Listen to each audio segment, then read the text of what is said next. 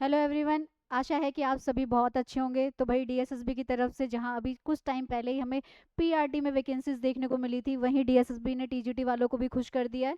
यानी कि आज जो है देर रात 3 तारीख को हमारे पास क्या थी, टीजीटी की वैकेंसीज डीएसएसबी की तरफ से आप लोगों को दी गई हैं भाई। तो आज की इस वीडियो में हम पूरी डिटेल में जानेंगे कि टीजीटी की किन किन सब्जेक्ट्स की पोस्ट निकली हैं और क्या क्या एलिजिबिलिटीज़ रहेंगी, और इस एग्ज़ाम को, इस एप्लीकेशन फॉर्म को फिल करने का आपका प्रोसेस क्या रहेगा। तो भाई वीडियो के एंड तक बने रहिएगा। जैसा कि आप सभी जानते हैं, जो हमारा डीएसएसबी है उन्होंने हमें वैकेंसीज आउट की, मतलब उन्होंने आपको वैकेंसीज दी हैं, और ये काफ़ी अच्छी मात्रा में यानी कि नंबरिंग में आपको जो वैकेंसीज देखने को मिल रही है, अराउंड 5 जो है 1000 यानी कि 5000 के आसपास ये वैकेंसीज हैं, और ऑलमोस्ट सभी सब्जेक्ट्स में ये वैकेंसीज हमें देखने को मिल रही हैं। तो चलिए बात करते हैं इन वैकेंसीज की।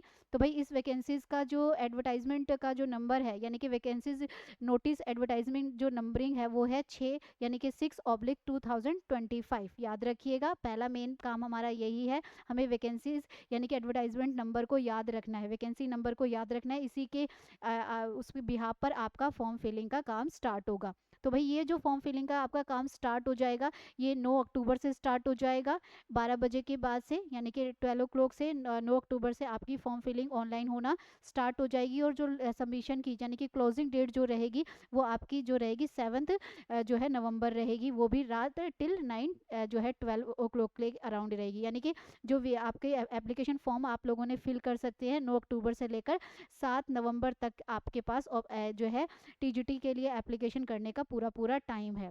चलिए बात करते हैं वैकेंसीज की। तो भाई इस बार डीएसएसबी ने खुश कर दिया है आप लोगों को, ऑलमोस्ट सभी सब्जेक्ट में आप लोगों को यहाँ पर वैकेंसीज देखने को मिल रही है। तो उन्होंने किसी को भी नाराज़ नहीं किया, और आप सभी जानते हैं कि जो टीजीटी है वो सब्जेक्टिव टीचर के लिए होता है। तो चलिए बात करते हैं। तो सबसे पहले बात करें टीजीटी मेल मैथ्स के लिए।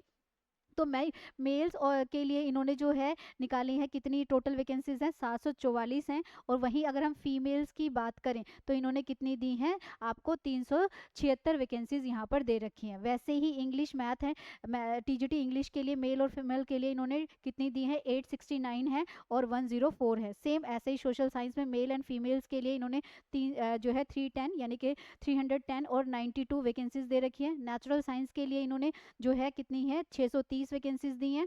और सभी में मेल और फीमेल की वैकेंसीज जो हैं अलग अलग तरीके से इन्होंने खुद से क्या करके दी हैं, डिवाइड करके दी हैं। तो यहाँ पर ऑलमोस्ट हमें सभी सब्जेक्ट्स की दिख रही है, नेचुरल साइंस की दिख रही है, हिंदी की दिख रही है, संस्कृत की भी हमें दिख रही है।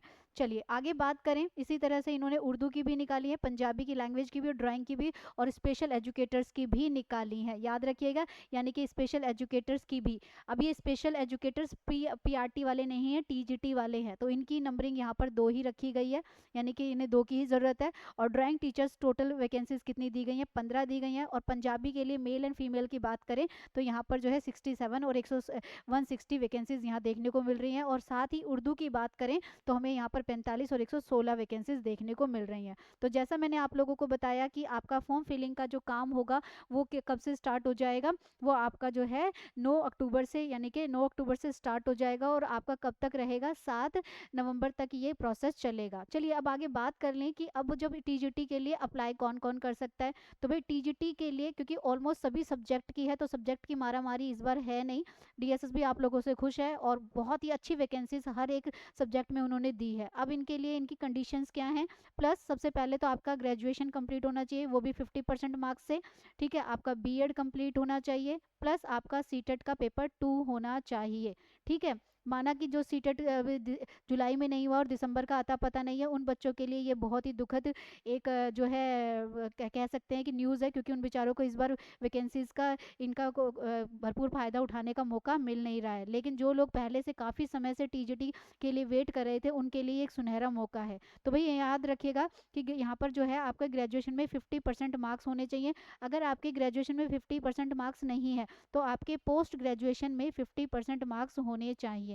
साथ ही आपका जो बीएड है वो एनसीटीई से एफिलेटेड होना चाहिए, प्लस आपका सीटेट पेपर 2 क्वालिफाई होना चाहिए। और अपेयरिंग में एप्लीकेशन फॉर्म नहीं होगा, आपका ग्रेजुएशन बीएड आपका कंप्लीट होना चाहिए। चलिए ये बात करते हैं। अब इस जो नोटिफिकेशन में सबसे बड़ा जो चेंज देखने को मिला है, जिसे आप जो है, जो कि आप मुझे कमेंट बॉक्स में भी बताएंगे कि डीएसएसबी ने जो ये एज को लेकर इस बार काम किया है, क्या वो सही है या गलत है। इन्होंने एज जो रखी है, जो जनरल की है, वो कितनी रखी है, 30। ठीक है, जो जनरल पार्ट है, जनरल कैटेगरी वाले हैं, उनकी एज कितनी रखी गई है, 30। तो यहाँ पर जो 30 जनरल वाला बच्चा है, क्योंकि कम से कम ये 33 या 32 या 35 के राउंड होनी चाहिए थी, लेकिन इन्होंने इस बार एज को क्या कर दिया है, कम कर दिया है। एक और चीज़ मैं यहाँ बताना चाहूँगी आप लोगों को, जो कि बहुत ही इंपॉर्टेंट है। इस टीजीटी वैकेंसी को, डीएसएसबी की जो टीजीटी वैकेंसीज है, आप ऑल ओवर इंडिया में किसी भी स्टेट से बिलोंग करते हो, आप इसे फिल कर सकते हो। बस यहाँ पर ध्यान रखना है कि आप जो अदर स्टेट वाले हैं, अदर स्टेट वाले जो ओबीसी हैं, वो जनरल में ही काउंट होंगे। ठीक, यानी कि जो है यूआर में ही काउंट होंगे। ओबीसी सिर्फ दिल्ली वाला ही, जो दिल्ली से ओबीसी है, वो ही ओबीसी कैटेगरी में जो है क्या होगा, काउंट होगा। और अगर आप एससी एसटी हैं, तो उससे दिल्ली का या दिल्ली के बाहर की स्टेट्स का कोई लेना देना नहीं है। अगर आप एससी एसटी हैं, तो आपको अपनी जो भी भाई रिजर्वेशन, जो भी आपको जो छूट दी जा रही थी, वो पूरी यहाँ पर जो है सीबीएसई डीएसएसबी बोर्ड भी आपको क्या देगा, पूरी की पूरी वही छूट देगा। लेकिन हाँ, अगर आप जो है वो हैं, ओबीसी हैं, लेकिन दिल्ली वाले ओबीसी को ही डीएसएसबी में ओबीसी काउंट किया जाएगा, अदर स्टेट वाले यूआर में ही काउंट होंगे। तो ये चीज़ याद रखिएगा। एज को लेकर मैंने आप लोगों को बताया कि एज को लेकर इन्होंने कम कर दी है, 30 रख दी है। जनरल की 30 रहेगी। ओबीसी वालों को यहाँ पर जो है 3 इयर्स का रिलैक्सेशन मिलेगा। ओबीसी को, वो भी दिल्ली वाले ओबीसी को, मैं बार बार फोकस कर रही हूँ। अगर आप दिल्ली के से ओबीसी हैं, तो ही आप ओबीसी में काउंट होंगे, अदरवाइज आप यूआर में ही काउंट होंगे। एससी एसटी के लिए यहाँ पर 5 इयर्स का रिलैक्सेशन रखा गया है। बाकी जो भी कैटेगरीज हैं जो है, उनका अलग अलग प्रोसेस है। तो भाई डीएसएसबी की अगर हम बात करें, तो डीएसएसबी एक ऐसी संस्था मानी जाती है, एक ऐसा बोर्ड है जो भाई जिसकी विशेषताएं सबसे अलग ही होती हैं। अगर हम इसे केवीएस से या ईएमआर या अदर स्टेट से हम इसे कंपेयर करें, तो इसकी बात ही अलग है। इसके पेपर लेने का तरीका अलग है, वैकेंसीज निकालने का तरीका अलग है। निकाले तो एक साथ इतनी सारी निकाल देता है कि भाई जैसे कि इस बार बम्पर वैकेंसीज निकाल दी हैं, और कभी कभी ऐसा होता है कि वैकेंसीज निकालने का नाम ही नहीं है, काफ़ी गैप हो जाता है। तो भाई 2025 में डीएसएसबी आप पर मेहरबान रहा।